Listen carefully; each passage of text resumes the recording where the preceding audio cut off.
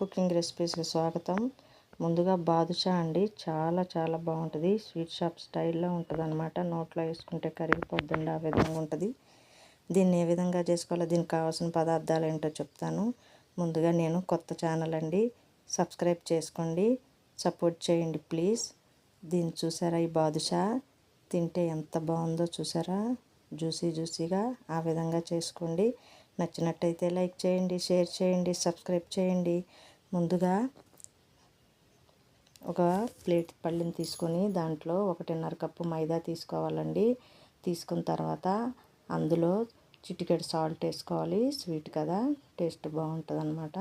దాంట్లో కొద్దిగా వంట సోడా అండి వేసిన తర్వాత మనము నెయ్యి పోసుకోవాలి. కొద్దిగా ఒక 3 స్పూన్స్ 2 స్పూన్స్ పెరిగేసుకొని బాగా కలుపుకోవాలండి.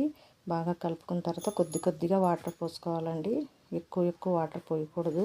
పోసుకోకుండా ముందు మొత్తం 1.5 కప్పు వాటర్ పడతాయి అన్నమాట. ఈ విధంగా కలుపుకొని ఈ ముద్దని మనము ఇలాగ సాఫ్ట్ పొడి ఇదిగా చేసుకొని దగ్గరికి చేసుకొని ఈ విధంగా కట్ చేసుకోవాలండి. ఇలా కట్ చేసుకున్న తర్వాత ఒకదాని మీద ఒకటి పెట్టి మళ్ళీ సాఫ్ట్గా చేసి మళ్ళీ దాన్ని కట్ చేయాలి. ఆ విధంగా కట్ చేయటం వలన మనకు బాదుషా పొరలుగా చాలా బాగా వస్తుందండి. చాలా జ్యూస్ కూడాను చక్కగా పీల్చుకుంటుంది అనమాట. ఆ విధంగా చేసుకొని మనం ఇలా కట్ చేసుకొని దాన్ని ఇదిగోండి చూసారా, అన్నీ ఇలా కట్ చేసుకోవాలన్నమాట. కట్ చేసుకొని మనం వేరే గిన్నెలోకి పెట్టేసుకొని ఒక 15 మినిట్స్ నాననియాలన్నమాట. ఇలా పెట్టుకున్న తర్వాత మనము షుగర్ తీసుకోవాలండి. మైదాగా 1.5 కప్పు కదా, అదే లాగానే షుగర్ కూడా 1.5 కప్పు తీసుకొని 1 కప్పు వాటర్ పోసుకోవాలి. పొయ్యి మీద పెట్టుకొని మనం కరిగించుకుంటూ ఉండాలి.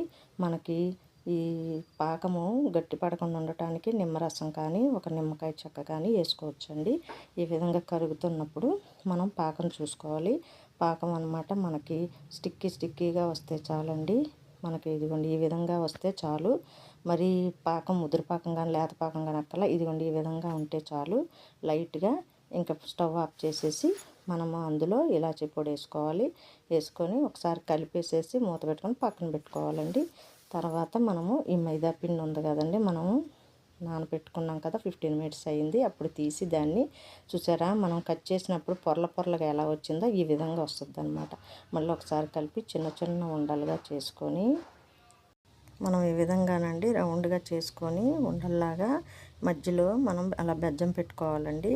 ఈ విధంగా పెట్టుకొని మనము తీసేసి ప్లేట్లో పెట్టేసుకోవాలి. ఈ విధంగా ప్లేట్లోకి పెట్టేసుకోవాలన్నమాట. అలాగే ఇంకోటి కూడా అలాగే చేసుకుందామండి. ఇదిగోండి ఇలా కొంచెం తీసుకొని ఫస్ట్ ఉండలన్నీ చేసేసుకొని పక్కన పెట్టేసుకోవచ్చు. లేకపోతే ఈ విధంగానైనా కొద్దిగా తీసుకొని ఇలా విధంగా చేసుకొని రౌండ్ చేసుకొని ఇలా అన్నీ మధ్యలోకి మనం బెజ్జం పెట్టుకొని పక్కన పెట్టుకోవాలి. అన్నీ ఈ విధంగా ప్లేట్లోకి తీసుకున్న తర్వాత వాటన్నిటిని మనం ఒక బౌల్లోకి తీసుకొని ఆయిల్లో ఫ్రై చేసుకోవాలండి. ఇదిగోండి ఈ విధంగా బౌల్లో పెట్టుకొని మనకి ఆయిల్ పెట్టుకోవాలండి. పాన్లో పెట్టుకున్నప్పుడు ఆయిల్ వేడి ఉండకూడదు, గోరువెచ్చగా ఉండాలన్నమాట. గోరువెచ్చగా ఉండాలి. ఒకవేళ కనుక హైలో పెట్టేశారనుకోండి, నూనె ఎక్కువగా కాగిందనుకోండి, అప్పుడు మనం స్టవ్ ఆఫ్ చేసేసి చల్లపడినాక అప్పుడు వేయాలన్నమాట. చూసారా, ఇంత వేడిలోనే ఉండాలి. ఇది వేసేసిన తర్వాత మనకి ఫస్ట్ మునిగిపోతాయండి. కొంచెం మెల్లగా వాటికయ్యే పైకి తేలుతాయి. ఇదిగోండి ఈ విధంగా కొద్దిగా కలర్ మారింది కాబట్టి మళ్ళీ మనం ఒకసారి తిప్పుకోవాలి. ఈ విధంగా తిప్పుకొని 2 పక్కలు తిప్పుకుంటే ఇదిగోండి ఈ విధంగా గోల్డ్ కలర్ రావాలన్నమాట. ఈ విధంగా వచ్చినాక వీటన్నిటిని మనము మొత్తం తీసేయాలండి. వేగినాక జాగ్రత్తగా దగ్గర ఉండాలి. ఇదిగోండి మొత్తం చూసారా, ఈ కలర్లో రావాలి. వచ్చిన తర్వాత మనం పాకం తీసుకున్నాం కదా, రెడీ చేసుకుని పెట్టుకున్నాం కదా, ఆ పాకంలో వేసేయాలి. ఒకసారి మొత్తంగా కలిపి పాకంలో మునిగేదాకా మనము అంతానండి గరిటతో 2 సైడ్లా తిప్పాలి. తిప్పిన తర్వాత మూత పెట్టేసుకోవాలండి. ఒక 15 మినిట్స్ 20 మినిట్స్ దాకా పెట్టుకోవాలి. పెట్టుకున్న తర్వాత మనం తీస్తే ఇలా ఉంటాయి అన్నమాట. చక్కగా జ్యూసీగా ప్లేట్లో సర్వ్ చేసుకోవటమే. అంతేనండి. చూసారా ఎంత బాగున్నాయో.